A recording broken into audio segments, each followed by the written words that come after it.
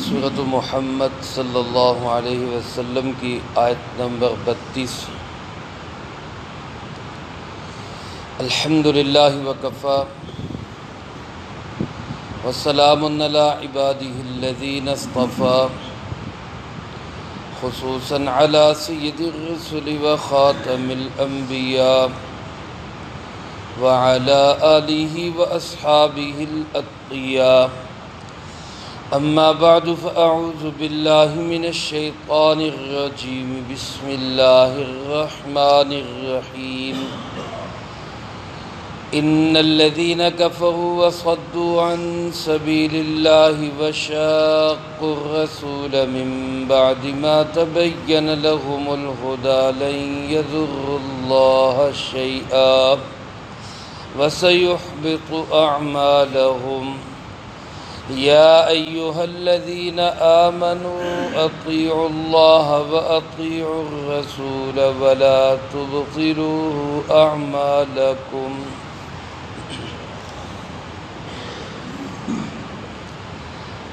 ان الذین کفروا وصدوا عن سبیل اللہ،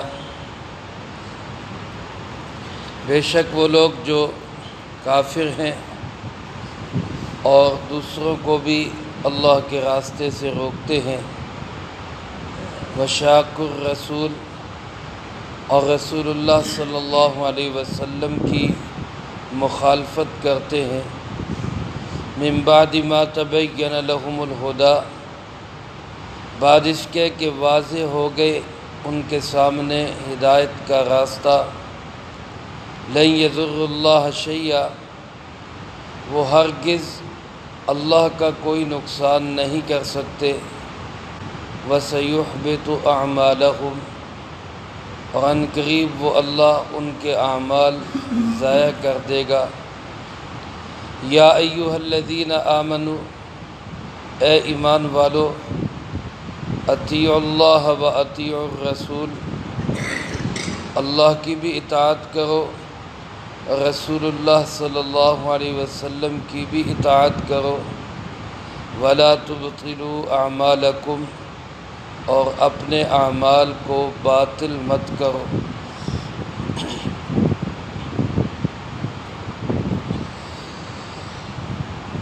ان آیات مبارکہ میں سے پہلی آیت میں اللہ رب العالمین نے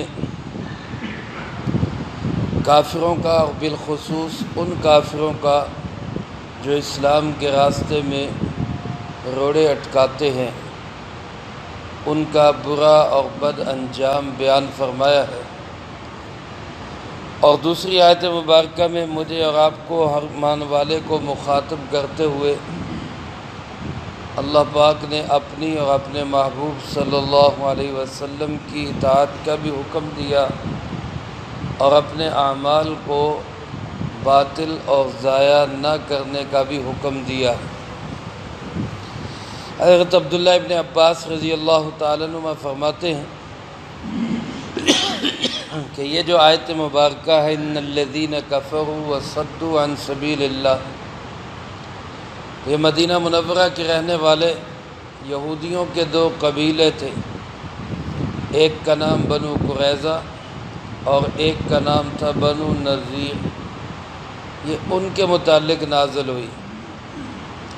ان دونوں قبیلوں کے 12 سردار تھے، اور جب مشرکین عرب بدر کی لڑائی کے اندر مسلمانوں پہ حملہ کرنے کے لیے آئے، تو ان 12 سرداروں نے مشرکین عرب کے اس لشکر کے کھانے کی ذمہ داری انہوں نے لی تھی۔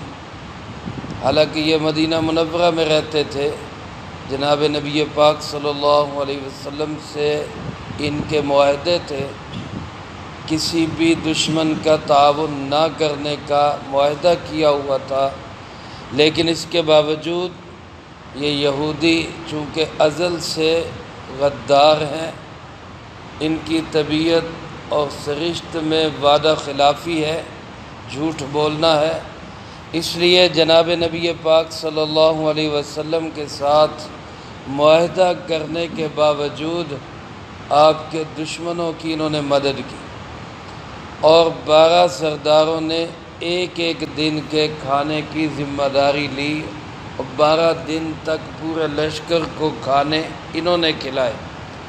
اللہ پاک نے ان کے متعلق یہ آیت مبارکہ نازل فرمائی کہ جو لوگ خود بھی کافر ہے وَصَدُّوا عَن سَبِيلِ اللَّهِ، اور پھر دوسروں کو بھی اللہ کے راستے سے روکنے کی کوشش کرتے۔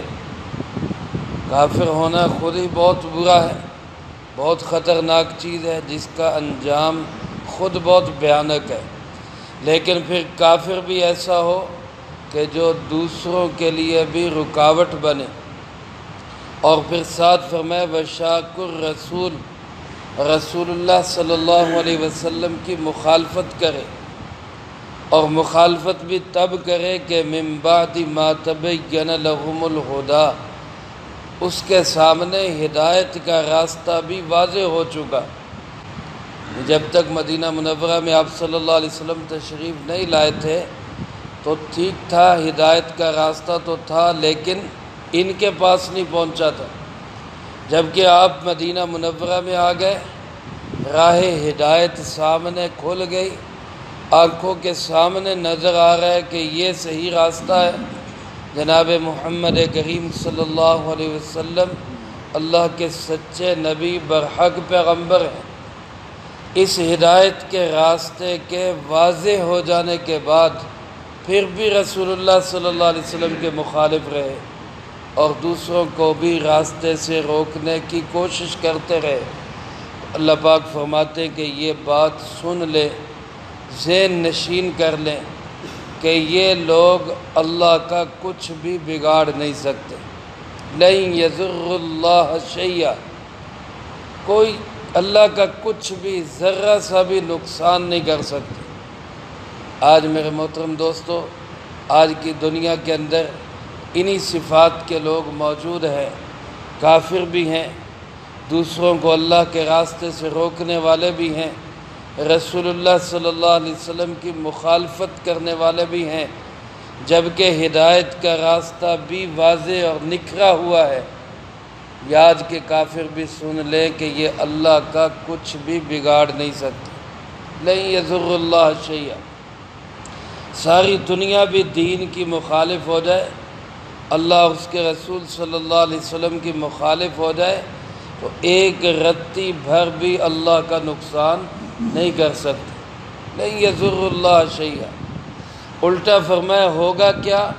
وَسَيُحْبِطُ أَعْمَالَهُمْ، اللہ ان کے اعمال کو ضائع کر دے گا۔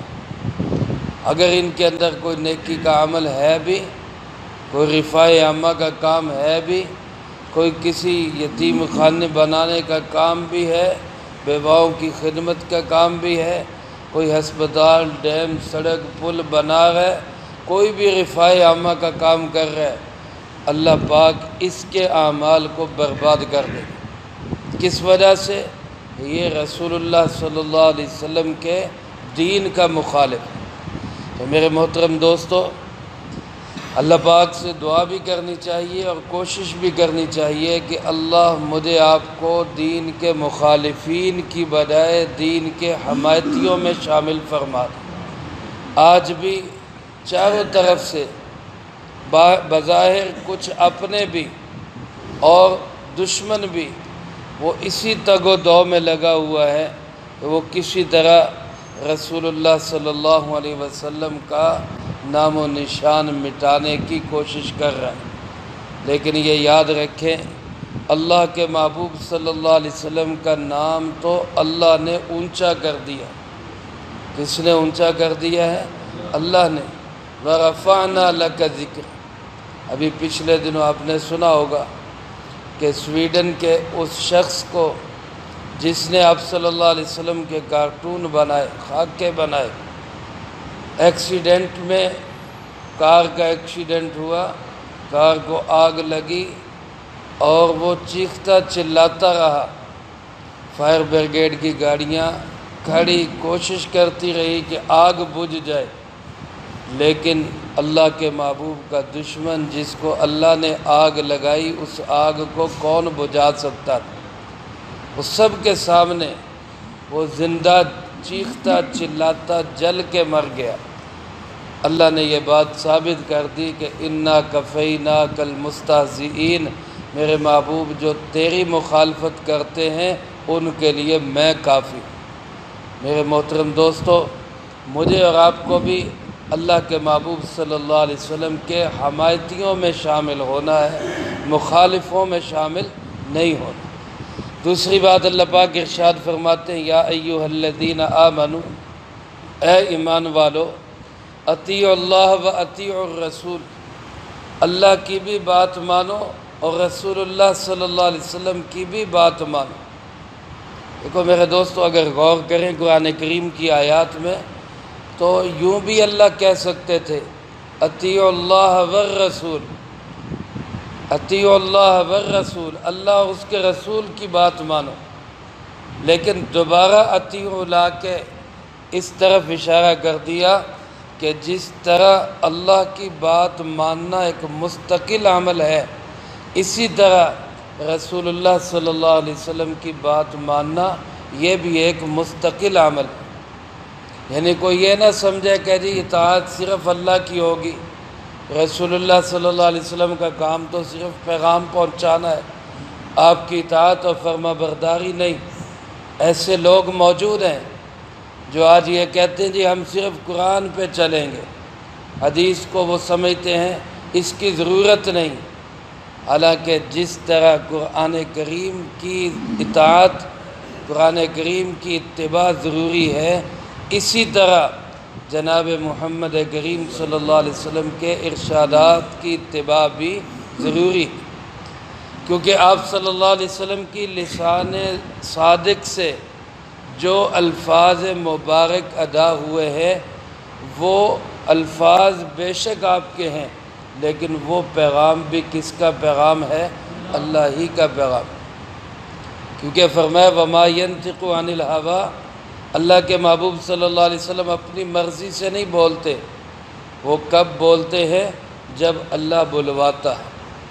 گفتاؤ گفتہ اللہ بود، گرچہ از حلقوم عبداللہ بود، جو آپ صلی اللہ علیہ وسلم فرما رہے ہیں وہ اللہ ہی کا فرمان ہے، اگرچہ اس میں الفاظ جناب محمد کریم صلی اللہ علیہ وسلم کے۔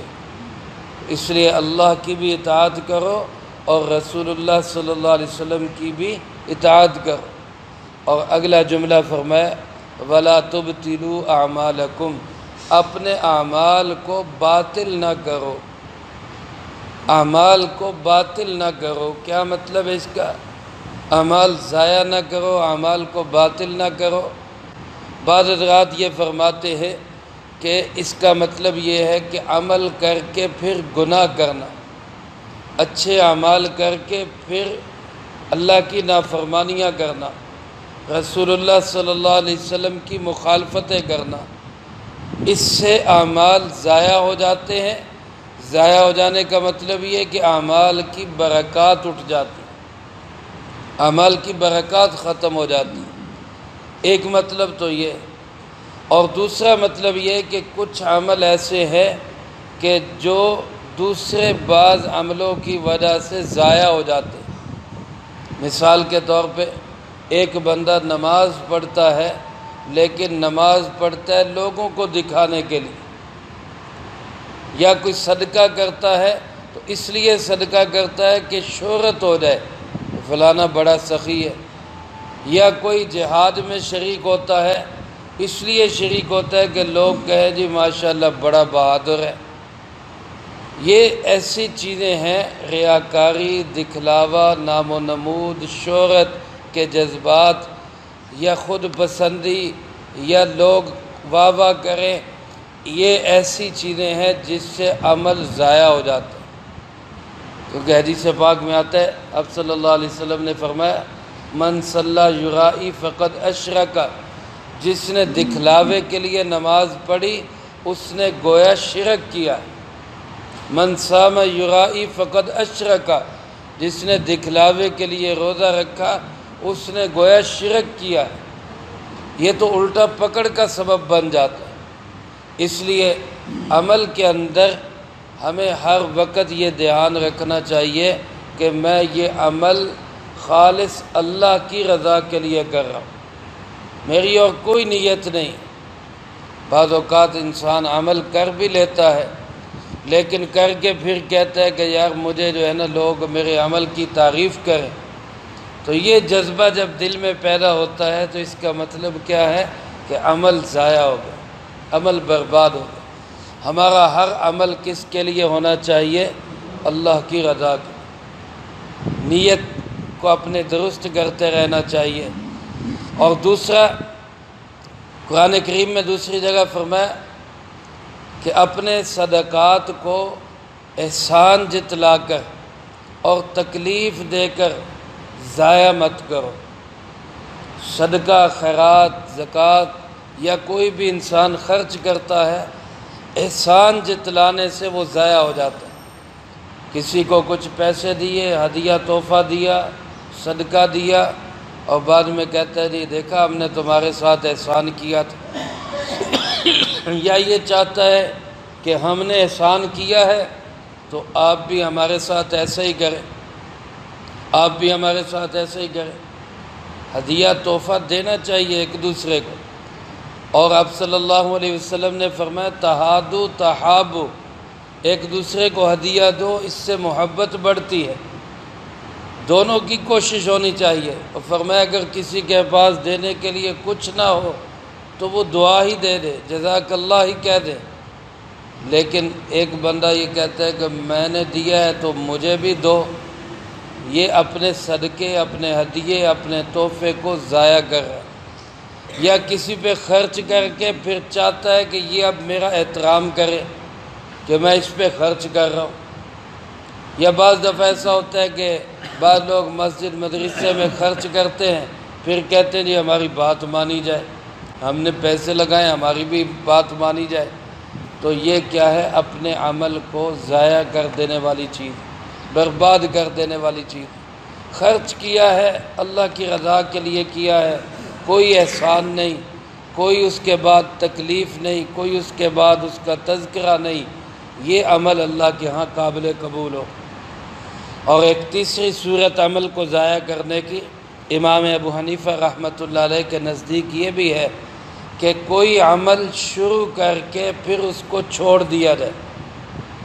امام ابو حنیفہ رحمۃ اللہ علیہ فرماتے ہیں اس سے بھی عمل باطل ہو جاتا ہے، اور ایسی صورت میں اس کی قضا لازم ہو جاتی ہے۔ مثلا نفل نماز پڑھنا ضروری نہیں ہے، اب نہ پڑھیں کوئی مسئلہ نہیں، لیکن جب آپ نے نفل شروع کر دیے تو پھر اب ان کو پورا کرنا ضروری ہے۔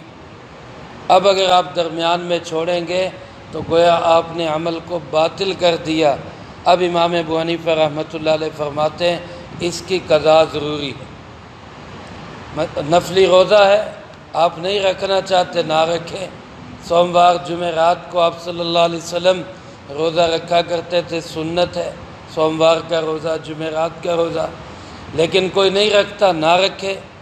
لیکن اگر کسی نے رکھ دیا اور پھر توڑ دیا، اب امام صاحب فرماتے اس پہ قضا لازم ہے تاکہ عمل باطل نہ ہو۔ عمرہ کرنا یا فرض حج کر لیا اس کے بعد دوبارہ حج کرنا یہ کوئی لازمی نہیں ہے، لیکن اگر کسی شخص نے احرام باندھ کے عمرے کی نیت سے عمرے کے لیے چل پڑا، حج کے لیے چل پڑا، تو اب امام صاحب فرماتے اس کے ذمے اب لازم ہو گیا، اب یہ اپنے عمل کو باطل نہ کرے، مکمل کرے۔ اب نہیں کر سکتا تو بعد میں قضا کر۔ یہ بھی عمل کو باطل کرنے والی شکل ہے کہ شروع کر کے پھر اس کو چھوڑ دیا جائے۔ تو لہذا اپنے اعمال کو باطل نہ کرو، شروع کیا ہے تو ان کو پائے تکمیل تک پہنچاؤ۔ تو یہ تینوں صورتیں عمل کے ضائع کرنے کی، ان سے ہمیں بچنا ہے تاکہ ہمارا عمل ضائع نہ ہو۔ ریاکاری، دکھلاوے، نام و نمود و شہرت سے بھی بچنا ہے، اسی طرح احسان جتلانے سے اور تکلیف دینے سے بھی بچنا ہے، اور اسی طرح نیک اعمال کے بعد گناہوں سے اور نافرمانیوں سے اور بالخصوص حقوق العباد میں کوتاہیاں کرنے سے بھی بچنا ہے، اس سے بھی اعمال برباد ہو جاتے ہیں۔ اور اسی طرح اپنے عمل کو شروع کر کے پھر اس کو مکمل بھی کرنا ہے، درمیان میں نہیں چھوڑنا ورنہ عمل باطل ہو جائے گا۔ اللہ مجھے آپ کو سب کو اپنی اور اپنے محبوب صلی اللہ علیہ وسلم کی کامل اطاعت اور اتباع نصیب فرمائے، جو کہا سنا اس کو زندگی میں لا کے دوسروں تک پہنچانے کی توفیق عطا فرمائے۔ اللہم انت السلام ومنک السلام، تبارکت ربنا وتعالیت یا ذا الجلال والاکرام، اللہم اعنا علی ذکر